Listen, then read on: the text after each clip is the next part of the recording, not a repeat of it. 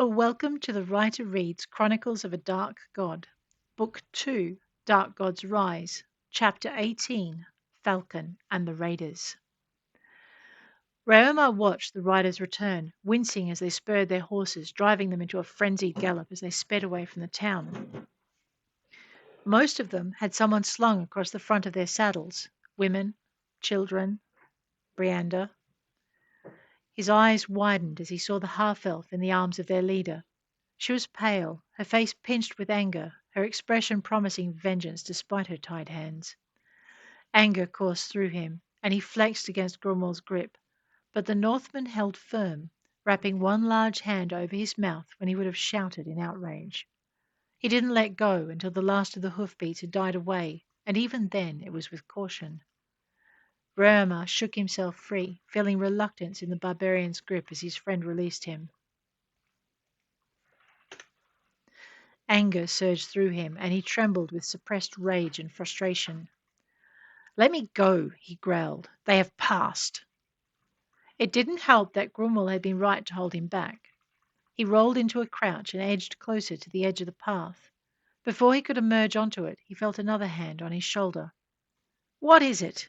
he snapped, pivoting to face whoever had touched him. Alessia snatched her hand from his arm, flinching back a couple of steps. The fear in her eyes pierced him with regret. "I'm sorry, Mouse," Raoma stammered. I did not mean—" "Yes, you did," she said, cutting across his apology. "So don't apologize, even though I wasn't who you expected." "Nevertheless, I am sorry," Raoma continued. "What did you want?" "I merely wanted to suggest that we might like to move further from the path. The villagers might take us for brigands if they find us, and I don't think they'd believe the riders missed us in their search." She touched his cheek with her fingertips. "And with the way you look—" She left the sentence unfinished. Raoma sighed. "They'd probably think we were spies scouting the ground for the next attack." He moved quietly from the bush's edge, pulling the cloak more closely around his face and adjusting the sleeves so they concealed the mottled skin of his hands. "You make a good point. But where will we go?" Alessia gestured toward the bushes on the other side of the road, and Raoma remembered how Brianda had chased the pair into safety. Alessia gestured toward the bushes on the other side of the road, and Raoma remembered how Brianda had chased Zareen and Ruraneth into safety before drawing the riders away. Before she could say anything, however, Grunwald spoke from the shadows beside them. "Ruraneth would know." He flinched back from them, raising both hands in apology as they pivoted sharply toward him. "He would," he insisted, lifting a fallen twig from the ground and poking it at the soil on which it had landed, and was interrupted by the sound of twigs snapping and leaves rustling as the pair bolted from their hiding place and darted across the road to join them. Ruraneth was speaking as he approached, pitching his voice low and barely loud enough to reach them. "We have to go." Panic touched his voice. "Now, before they find us. They won't listen to reason this close to their loss. They might even—" He stopped, catching the looks on their faces. "What?" "We were just saying the same thing," Alessia gently told him, "and saying you'd know somewhere safe to go and rest while we decided what to do next." Ruraneth closed his mouth with a sudden snap, and he sank into a crouch beside them, drawing Zareen down next to him. "I might know of such a place," he said softly. "A ruined fort, not 3 miles from here." "And they won't go there?" Raoma asked, keeping his voice soft despite the sharpness of the question. "They don't know of it?" The mage shook his head. "No," he replied. "It's off limits, even if some of the more rebellious youngsters sometimes visit it on a dare. It's so far out of the way and in a different direction to the one the riders took that we should be safe there for a while." "How sure are you?" Grunwald broke in. "As sure as I am that there is nowhere else safer that we can reach in time," the mage retorted quietly. Raoma frowned. There was something familiar about the place, a memory lurking just beneath the surface of his mind and refusing to be grasped. Something from when he'd been Kavarag and unhunted, when his membership of the clan had been unquestioned. Sindra drew a breath, interrupting his thoughts, but he waved her to silence before she could speak. Something had caught his ear, and he needed to— There! The sound was more defined, and he could identify what it was. "The villagers," he warned. They come. Then we must go, Ruraneth declared, pivoting away from the sound, the road, and the path the riders had taken.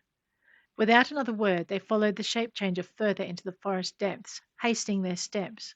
The further they moved, the more their pace increased. Their main hope lay in speed, and in gaining enough distance to escape the villagers and their intended revenge.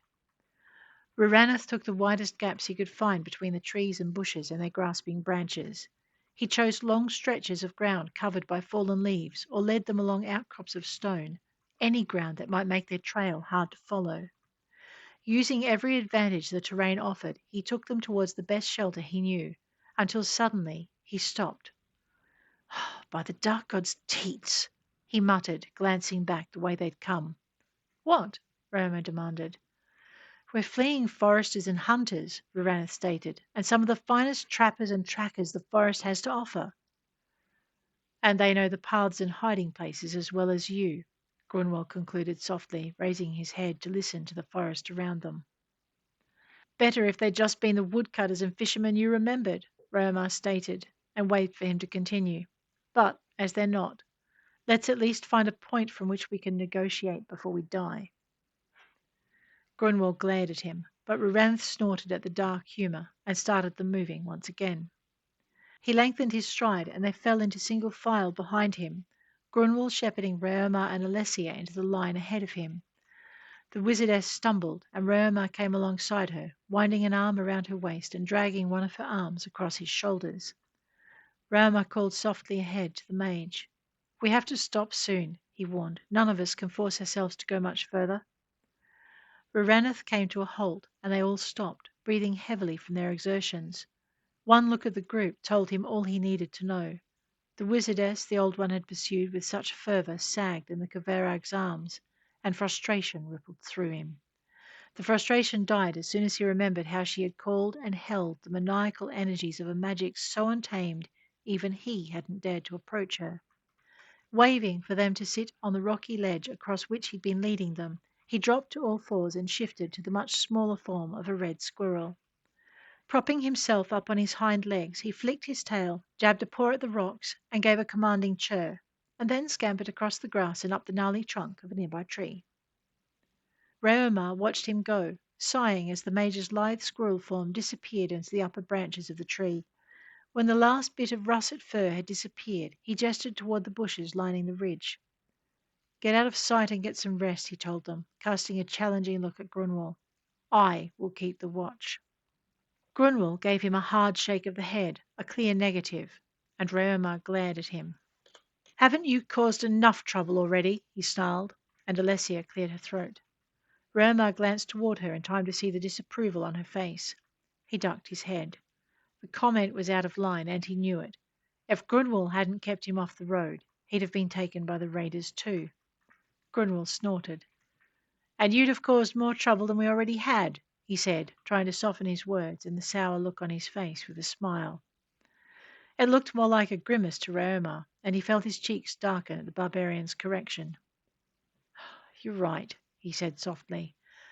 And I'm sorry. What was it you were about to say?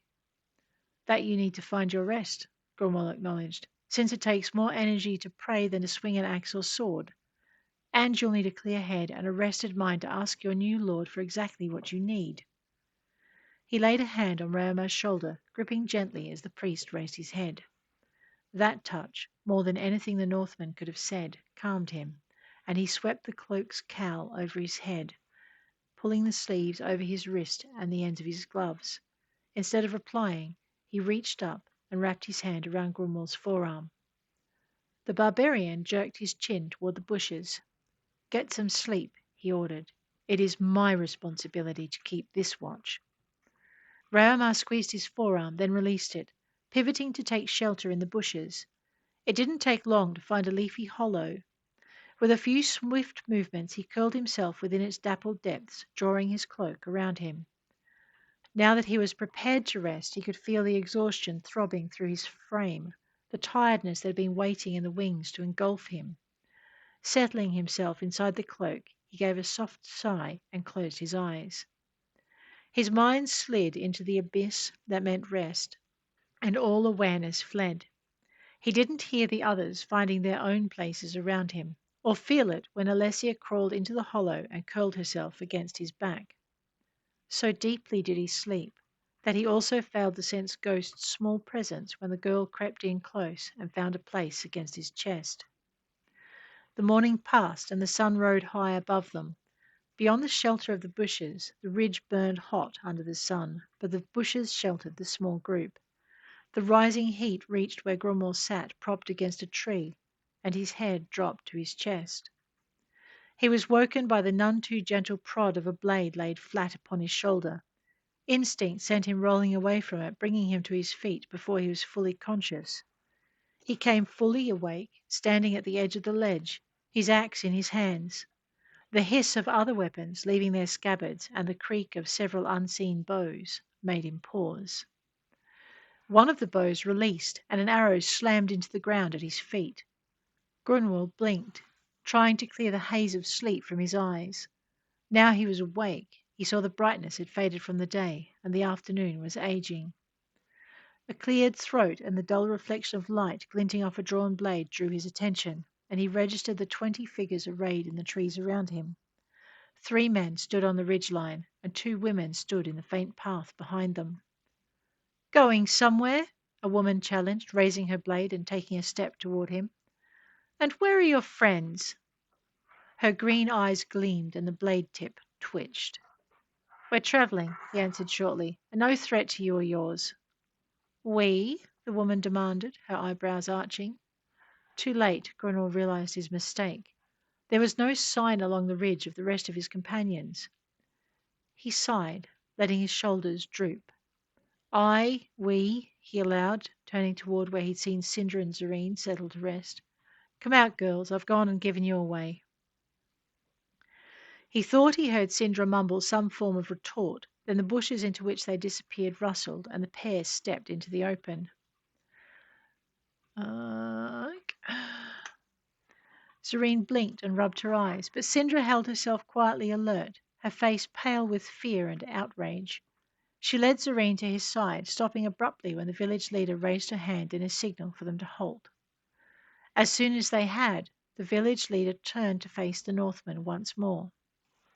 "Are there any more of you?" she asked in a deceptively sweet tone that didn't fool Grunwald one bit. He lifted his head and met her eyes. "No, my lady," he told her. "You've found us all." He watched as the woman started to relax, and almost cursed when a voice spoke quietly from the hunters behind her. "He lies." Gronwell shifted his gaze from the woman's face to the people behind her, searching the hunters for a more familiar face. They parted, and the Northman's face darkened when he saw who it was, and his suspicions were confirmed. "Raranath!" Zareen exclaimed, and Sindra lashed out and gripped her hand before she could take more than a step toward the treacherous mage. He ignored her, his gaze sweeping over Grunwald and the 2 apprentices. "There are 3 more," he declared. Grunwald's grip tightened around the axe haft, and he took a step toward the mage. The female leader's sword flashed as she moved to block his path. "Don't," she warned, and he forced himself to relax. His eyes swept over her, taking in her stance, her grip, and the determination in her eyes. She'd be a tough opponent. The easy grace of her movements attested to that, and her eyes showed no compromise. She was every inch the image of the village protector, and a competent one at that. He scowled and heard movement behind him. "Stop," the woman ordered, and waited until whoever it was had obeyed. "Now tell me where they are." Grunwald shook his head. "I cannot," he said, and watched Ruranath's brow furrow. Looking the robed mage in the eye, he continued, "I sent them away to rest, and haven't seen them since."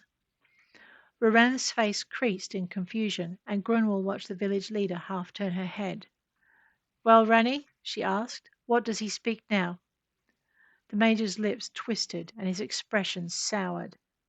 "He speaks the truth," the shape changer admitted reluctantly. He frowned. "Or at least a large part of it." "You're sure?" she demanded. "I'm sure," Ruranath agreed. "The spell says it is so. He's not seen them since he sent them to rest. although I think he knows the direction in which they went. Grunwald cursed softly under his breath, laying an oath on the man that would have seen the mage consigned to the worst of the evils that stalk the darkest, coldest, and most cursed depths of a northern night. He makes a good point, the woman said, turning back to him. What direction did you see your companions go in for their rest? That I cannot answer, my lady, Grunwald told her. And why not? She asked. Their lives are my responsibility, he replied, and you and yours would give them no quarter once you saw them. And why would that be? The woman pressed. Your people have a problem with the colour of their skins, he replied, and I would rather my friends lived in hiding than died at your hands. Your friends have nothing to fear from my people, the lady assured him, her voice hardened with authority. Call them out. With all due respect, Grumwell began, only to have the woman cut him off. Don't fence words with me, Northerner, she spat. Call them out. No, Grunwell replied, his voice trembling with the anger he was trying to control. Fear for his friend's safety also laced his tone, and his eyes flashed amber. The woman stared at him, and he stared right back, letting her see his intent. He would call the rage that was his heritage if he had to, and many would fall before they brought him down, but he would not betray his friends. For a long moment they stood there, one determined to be obeyed, and the other equally determined to disobey. It was Ruraneth who broke the deadlock. I can find them for you, he quietly asserted, and Grunwald turned so abruptly toward him it was a wonder no one heard bones crack to accommodate the movement. After favouring the mage with a savage glare, he forced his attention back to the woman. Again, with respect, don't you have raiders to catch, deaths to avenge, loved ones to free? The villagers murmured their agreement. Grunwald shifted his gaze to Ruraneth. Then shouldn't your pet mage be resting and preparing the spells he'll use to help you? A second ripple of approval met his suggestion, and the lady slightly lowered her blade. As she let her gaze flit over her people, Gromwell took the chance to leap into the bushes and put a tree between him and the archers, then dropped to a crouch that took him out of sight. My friends and I mean you no harm, he called, preparing to shift position. Hear the truth in that. He heard the villagers surge after him, then stop. Holding himself low to the ground, he listened. Hold, the woman commanded, before addressing the mage. Was there any truth in that? Grunwald waited, relaxing at the mage's reply. All truth, the mage assured the village leader. They mean us no harm. As I told you before, it was one of their number who warned us this morning. He paused before softly adding, I was hoping they'd aid us. Cloth rustled and light chain jingled as someone moved away from the edge of the gathering. Again Grumwell held his position and listened. I'll stay with them while they're in Criacole territory. Grunwell frowned, but the speaker continued. You have aid enough for the raiders. The speaker was soft-spoken but determined, and Grumwell could only imagine the pair matching gazes. After a moment he heard the village leader grunt grudging approval. Very well, Falkon, the village leader allowed. Stay with the barbarian and his ill-coloured friends. Lady Calhadria, Falkon replied, I will enlist their help if I can. I trust you to do your best, the woman replied, but I will not hold you to it. Another pause followed before she spoke again. We've lost a lot of ground following them, she declared, and it looks like it'll be nightfall before we'll see the road again. Grunwald rose a little from his hiding place, taking the risk to see who their new guardian would be. Falcon Alderwood, Lady Calhadria declared. Try to meet us there with your travellers. But when they refuse to help us a third time, get them off our lands and return to me. Grunwald found enough of a gap to see the foresters shift uncomfortably. The man glanced over his shoulder, gesturing in the direction in which Ruraneth had been leading them. Why not inspect the old fort while you're so close? He suggested, lifting his head to meet her eyes. You're near enough you could reach it before dark, and he cleared his throat. And if it's clear, you'd have shelter for the night. He paused, then cleared his throat again. It wouldn't hurt to clear it from your list, my lady. Grunwald held his breath, hoping the woman would disagree, and his heart sank when she nodded. Very well, Falkon. She glanced at the bushes in which Grunwald had taken shelter. Try to meet us there with your travellers. She turned to the villagers. You heard Falcon's suggestion, she ordered. She gestured in the direction they needed to go. Let's inspect the ruins. Murmurs of agreement greeted her, and she led them toward the ruins. Grumwell's heart sank.